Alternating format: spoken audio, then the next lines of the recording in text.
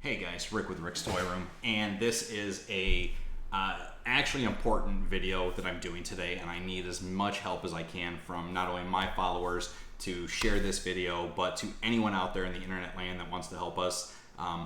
I've now been in contact with two separate news reporters. I'm waiting for response from the second one still, but the original newscaster that had done the local good news, things to do in Tampa. I don't even know what you want to call it. The guy has an article. His name's Brody. He writes for WFLA 8 news channel. He does, again, all the local community, what to do, good things happening in the area, take your kids out and have some fun weekend type post, okay? And originally he made a post back in June about the National Gaming Expo, and he's like, hey, check this out, this is what we learned about, this is everything that was being expected by the host. And I reached out to him yesterday and I was like, look dude, I don't know who this guy is. The guy scammed everyone. This is what happened at the convention. I've tried to reach Shannon. Is there any, and I didn't really directly ask him, is there anything you can do to help with the story, but kind of kept implying that, look, we want you to get involved, help us get this out there. Well, since that conversation, I've now had multiple conversations with not only my video followers, but other people on Facebook that are in the local area that have posted to Facebook about what happened, how they felt scammed, and how bad the show was. And one of the commenters happened to reach out to me directly, gave me a phone call, and shared a lot of information that we did not originally have. Now, to protect both him, the talent, etc., he was and has met with some of the talent after the show.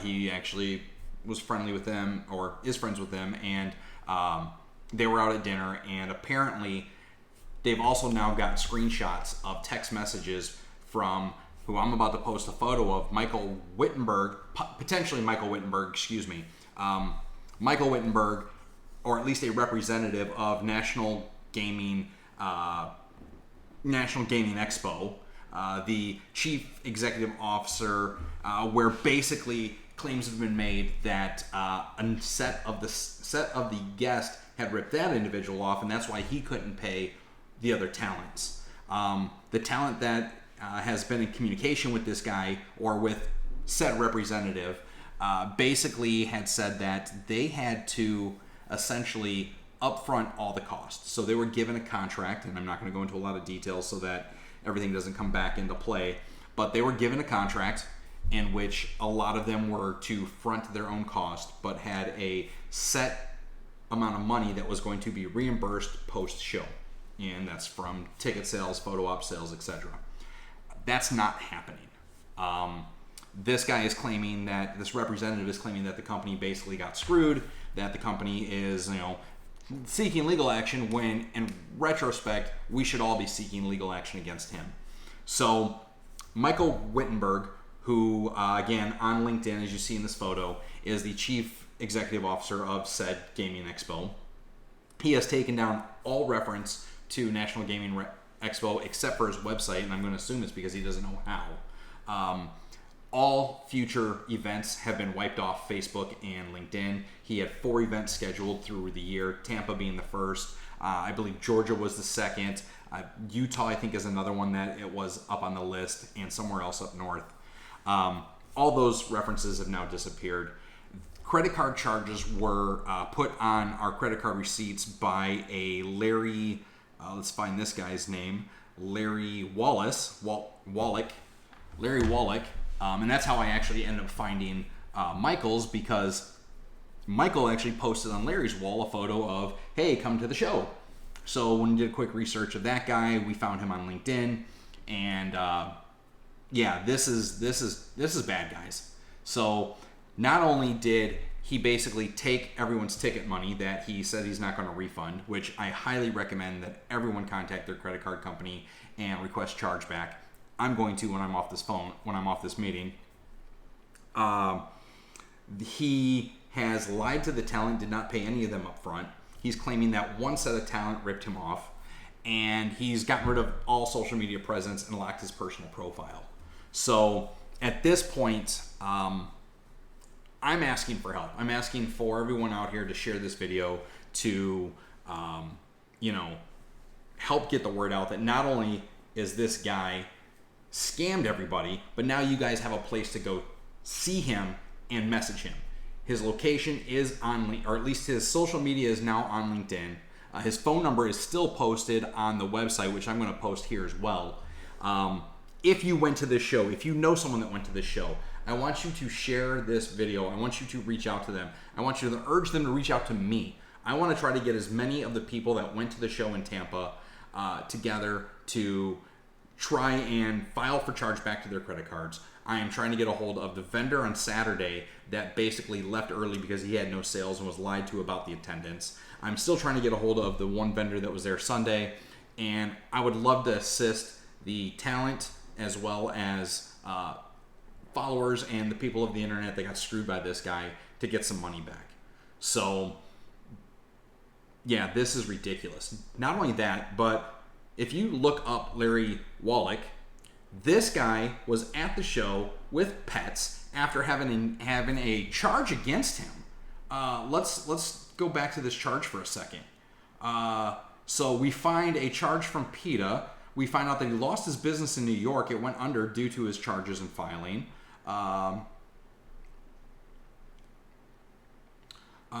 Sloth Biz closed after Larry Wallach accused of animal abuse. So in April of 24, Larry Wallach was charged $50 a pop for 30-minute sessions where customers could pet, feed, and hang out with South American creatures. And then he loses the business. His business closed. He didn't lose it. It was closed. And this is from the New York Post.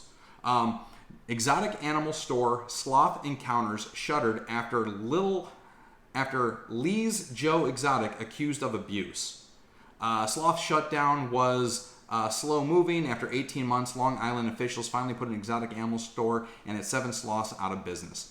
Larry Wallach charged $50 a pop for 30-minute sessions where customers could pet, feed, and hang out with South American creatures and other exotic animals at his petting zoo, Sloth Encounters, in Hapagi, or however you say this.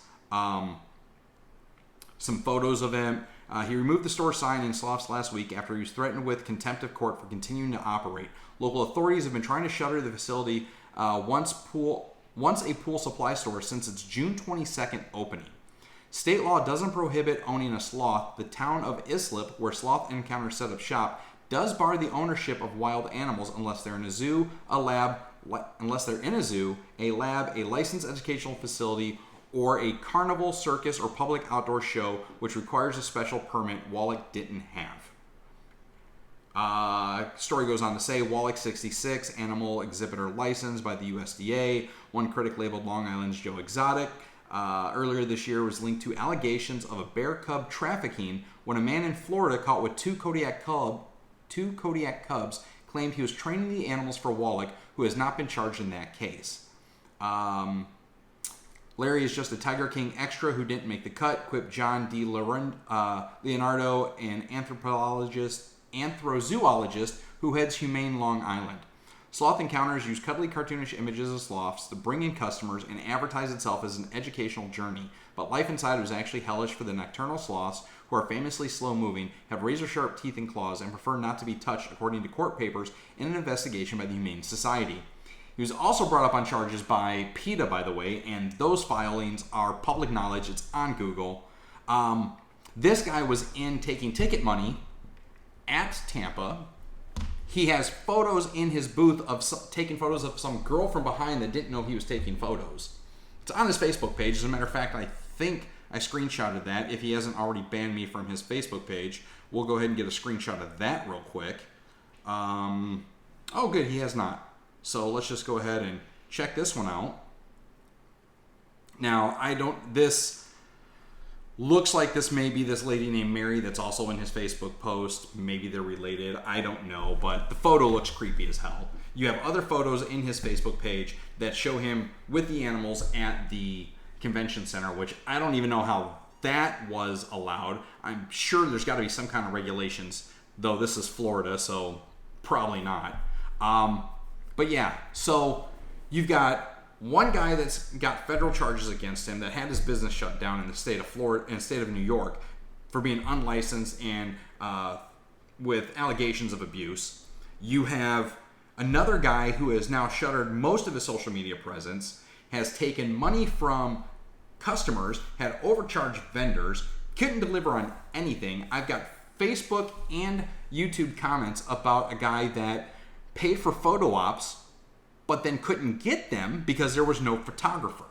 And even in the comments on Facebook where they say, look, we asked the crew of Red Dead what's going on with the photo ops, and they all put their head down and just ignored the question and moved on. Like, I originally made my video yesterday to celebrate the fact that I was able to meet the Mortal Kombat cast. At the same token, I had a huge opinion about how bad the National Gaming Expo was, how it was ran, how things looked. And now I'm finding more and more out between Facebook, my YouTube channel, people that are reaching out to me saying, it's worse than that. This guy flat out ripped people off. And I'm looking for the page, I believe it's on the website, that supposedly money that these guys collected were also going to be donated to a charity.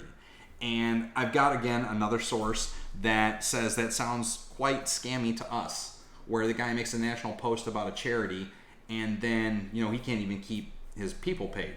So is he money laundering money from the show through a charity that he may or may not own?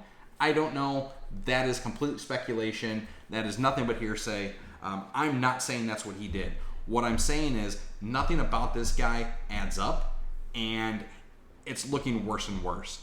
So I'm actually going to tag Shannon in this. I'm hoping she's going to hear this video. I'm hoping she's going to reply to some emails. I'm going to reach back out to Cody and ask him to get Shannon involved to see if she's willing to engage. Whether or not the talent will come forward and say, yes, there's a problem that they're working through the contract. I don't know if they can now currently speak on it, because I'm assuming at this point from one of the text messages that there is legal action being taken, or there will be. There's been notice given that the vendor or the promoter has some time or not to pay out the money that he contractually agreed to. So at this point, we're hoping to hear more. There is a talent agency that's been involved. This is the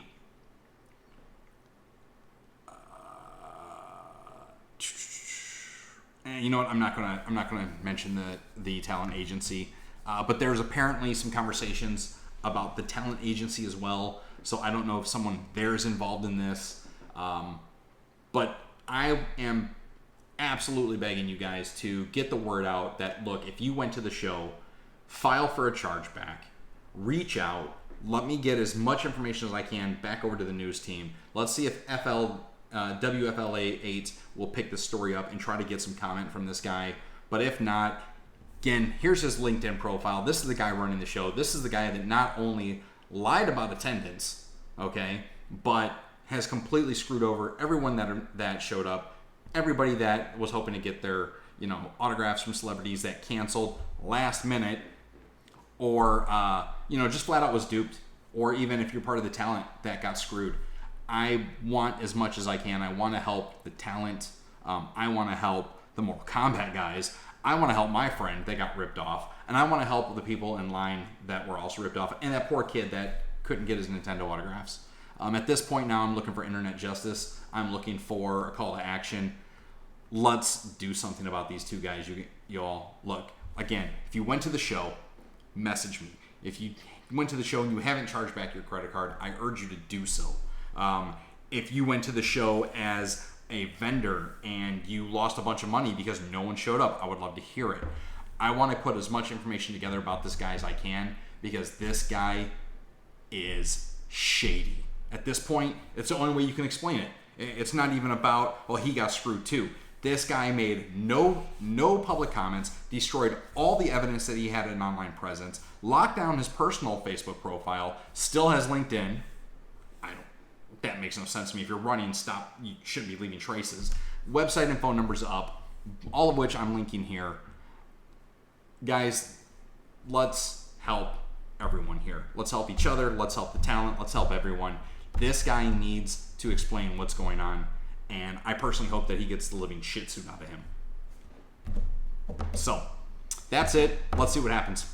Hey, you guys. So, quick additional update. Right after I got done filming the last video and sending an email out to the news company, a YouTube link was shared with me of the promoter, Michael Wittenberg, that shows he was arrested in the Dominican Republic, just got out in January, but get this, the guy was a promoter of a porno convention.